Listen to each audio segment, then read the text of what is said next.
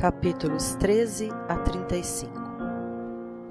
Vamos agora unir os pés e dar um salto por cima da escola.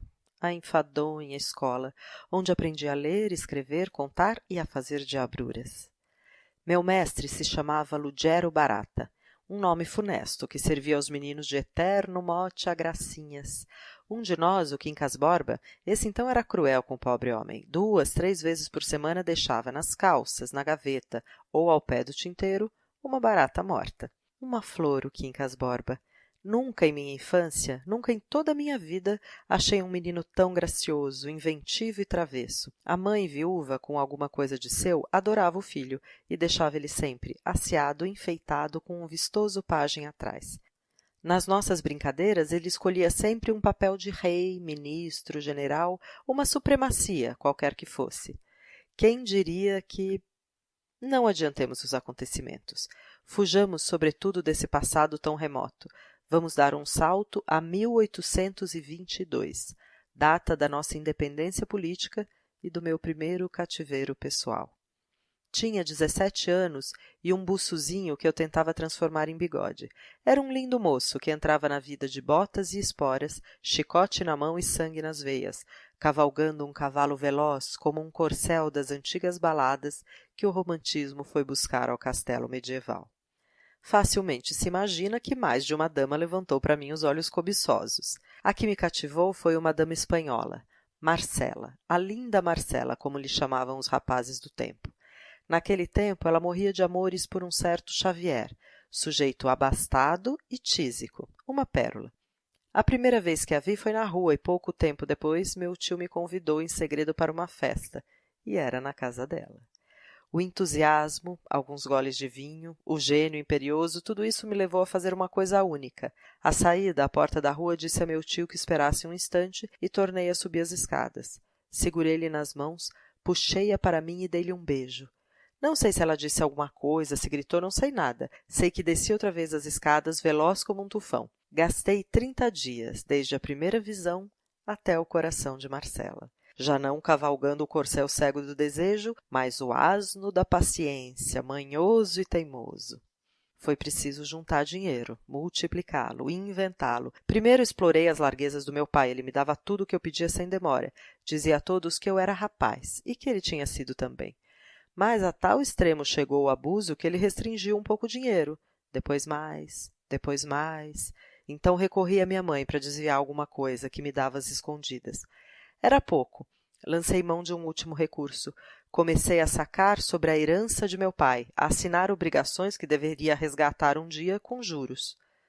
Na verdade, Marcela dizia quando eu lhe levava alguma seda, alguma joia: Você quer brigar comigo, pois isso é coisa que se faça um presente tão caro.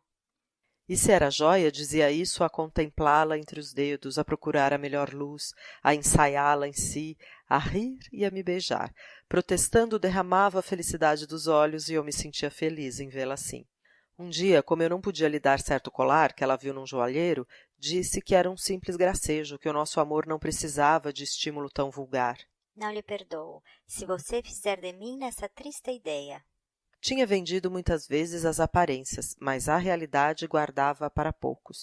O Duarte, por exemplo, que ela amara 2 anos antes, só a custo conseguia dar-lhe alguma coisa de valor, como me acontecia a mim. Ela só aceitava sem relutância os mimos de escasso preço, como a cruz de ouro que lhe deu uma vez de festas.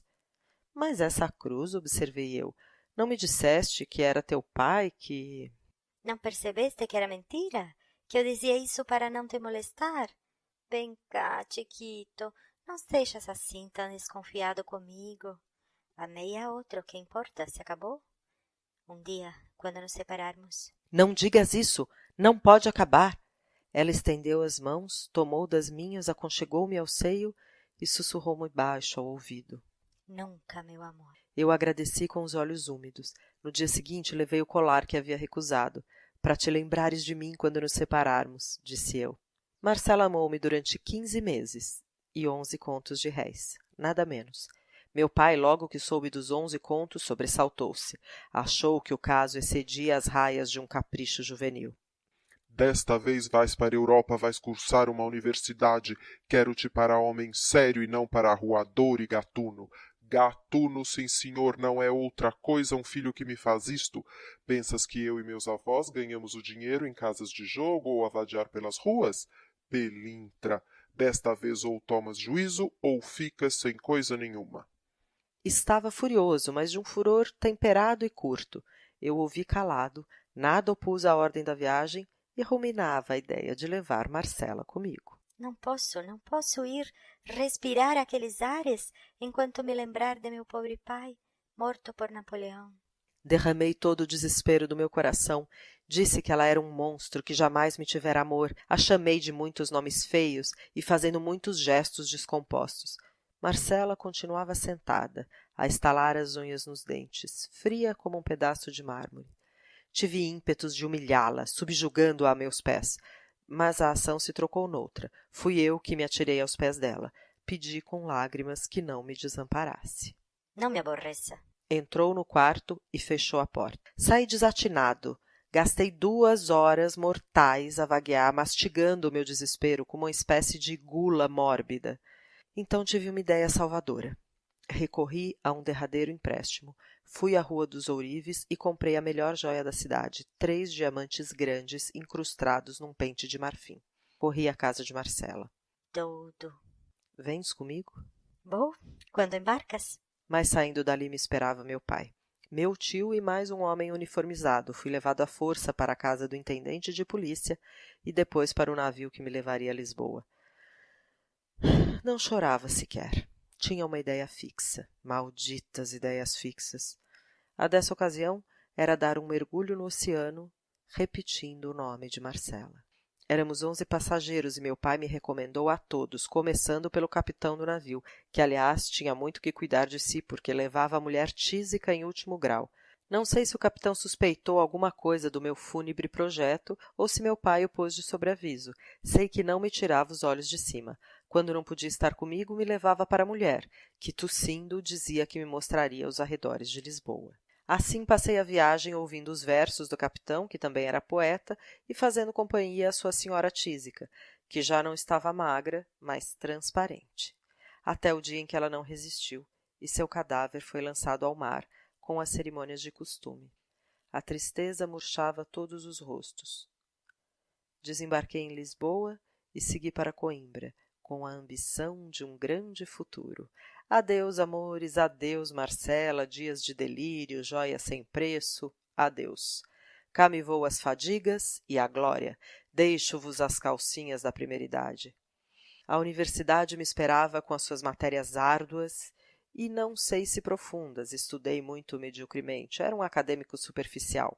Recebi o grau de bacharel com a solenidade do estilo, uma bela festa que me encheu de orgulho e de saudades. Senti um desejo de prolongar a universidade pela vida adiante. Assim, passei mais alguns anos peregrinando pela Europa, até receber uma carta do meu pai que dizia: Vem, se não vieres depressa, acharás tua mãe morta. Esta última palavra foi para mim um golpe. Assim voltei para o Rio de Janeiro. Não via minha mãe há 8 ou 9 anos e mal podia reconhecê-la. Era menos um rosto do que uma caveira.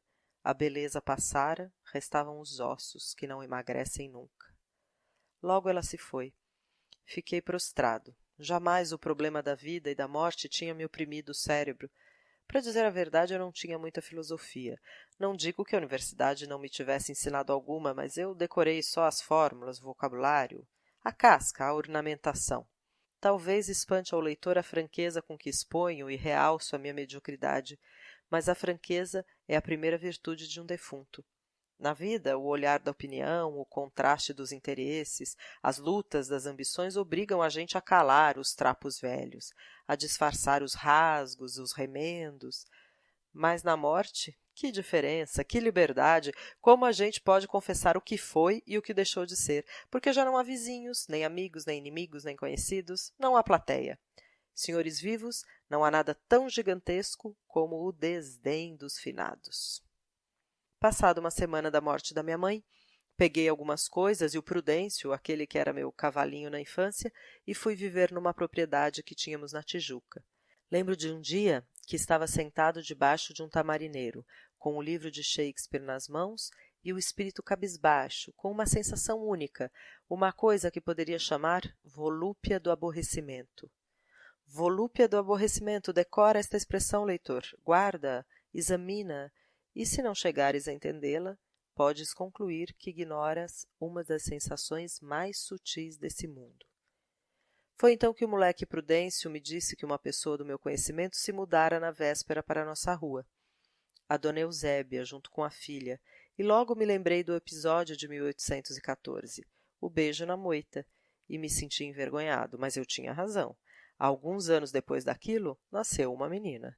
E soube que o Vilaça, quando morreu, deixou parte da sua herança para dona Eusébia. Como o Prudêncio ainda me disse que foi ela quem vestiu o corpo da minha mãe para o enterro, resolvi fazer uma visita. Mas antes, veio meu pai me procurar trazendo 2 projetos, um lugar de deputado e um casamento. Não entendo de política, disse eu. Quanto à noiva, deixe-me viver como um urso que sou.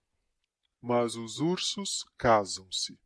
E foram muitos argumentos. Experimentou a fascinação, depois a persuasão, depois a intimação, e eu não dava resposta. E ele argumentava, e eu a escrever num pedaço de papel. Traçava uma palavra, uma frase, um verso, um nariz, um triângulo, e repetia sem ordem ao acaso. Assim, arma virunque cano, arma virunque, virunque. Maquinalmente tudo isso, e ainda assim havia certa lógica. Por exemplo, foi o virunque que me fez chegar ao nome do próprio poeta que escreveu essa frase, por causa da primeira sílaba. Ia escrever virunque e saiu Virgílio. Então continuei, Virgílio, Virgílio, Virgílio, Virgílio. Meu pai, um pouco despeitado com aquela indiferença, ergueu-se, veio até mim, lançou os olhos ao papel. Virgílio, és tu, meu rapaz. A tua noiva chama-se justamente Virgília. Virgília? Mas então era a mesma senhora que alguns anos depois... A mesma. Era justamente a senhora que em 1869 devia assistir aos meus últimos dias e que antes, muito antes, teve larga parte nas minhas mais íntimas sensações. Naquele tempo tinha apenas uns 15 ou 16 anos e era cheia daquele feitiço que o indivíduo passa a outro indivíduo para os fins secretos da criação. Meu pai venceu. Me dispus a aceitar o diploma e o casamento, Virgília e a Câmara dos Deputados. Ele me deu 2 fortes abraços e já queria me levar de volta para sua casa, mas eu fiquei de ir no dia seguinte. E na tarde desse mesmo dia fui visitar dona Eusébia. Ela deixou tudo para vir falar comigo, com um alvoroço, um prazer tão sincero, que logo perdi a vergonha. Começamos a conversar e eu lembrando do tal episódio da moita, quando aparece a flor da moita, sua filha Eugênia, de 17 anos. Conversamos mais um pouco e fui embora. De tarde vi passar a cavalo a filha de dona Eusébia, seguida de um pajem.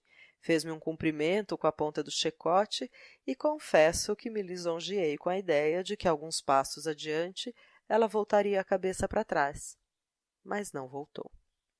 Na noite seguinte aceitei o convite de dona Eusébia para jantar com elas. Eugênia tinha ideias claras, uma graça natural, um ar de senhora e a boca exatamente igual à da mãe, que me lembrava o episódio de 1814 e então me dava ímpetos de repetir a cena com a filha. Dona Eusébia foi me mostrar a chácara. Então, caminhando, notei que Eugênia coxeava um pouco, tão pouco que eu cheguei a perguntar se tinha machucado o pé.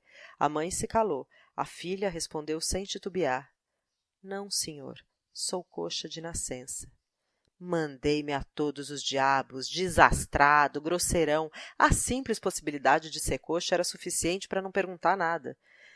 Então, continuamos o nosso caminho, a conversa com a mãe e os olhares com a filha. O olhar de Eugênia não era coxo, mas direto. Vinha de uns olhos pretos e tranquilos. Fitavam-me com franqueza, sem temeridade. E não voltei para a casa do meu pai nesse dia, nem no outro, até que finalmente no domingo ganhei um beijo da Eugênia. Pobre Eugênia, se tu soubesses que ideias me vagavam pela mente naquela ocasião, tu trêmula de comoção, com os braços nos meus ombros, a contemplar em mim o teu bem-vindo esposo, e eu com os olhos em 1814, na moita, no Vilaça. Há aí, entre as 5 ou 10 pessoas que me leem, uma alma sensível, que está um pouquito agastada, começa a temer pela sorte de Eugênia e talvez me chame cínico. Eu, cínico, alma sensível? O que aconteceu foi que eu ouvi uma voz misteriosa, que saía de mim mesmo e me mandava voltar logo para a casa de meu pai, e tinha 2 origens: a piedade, que me desarmava ante a candura da pequena, e o terror de vir a amar deveras e desposá-la, uma mulher coxa. Ela percebeu. Quando eu disse que iria embora no dia seguinte, me disse: adeus, faz bem em fugir ao ridículo de casar comigo. Ia dizer que não, mas ela se retirou lentamente, engolindo as lágrimas. Eu fui embora da Tijuca na manhã seguinte, um pouco amargurado, um pouco satisfeito, e vinha dizendo a mim mesmo que era justo obedecer a meu pai, que era conveniente abraçar a carreira política, que a Constituição, que a minha noiva, que o meu cavalo. Fim do capítulo 35.